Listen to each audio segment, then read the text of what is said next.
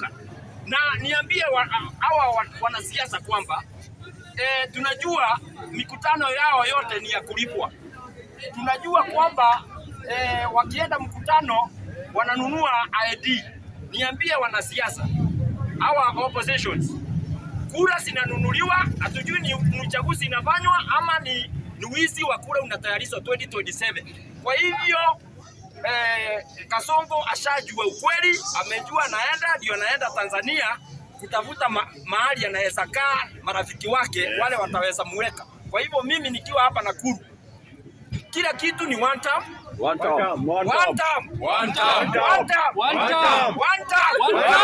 Nyumbani ni nyumbani, mpende msipende, Kenya tumekubali, tumeteseka na hatutakubali tena. Asante. One term. Kasongo one term.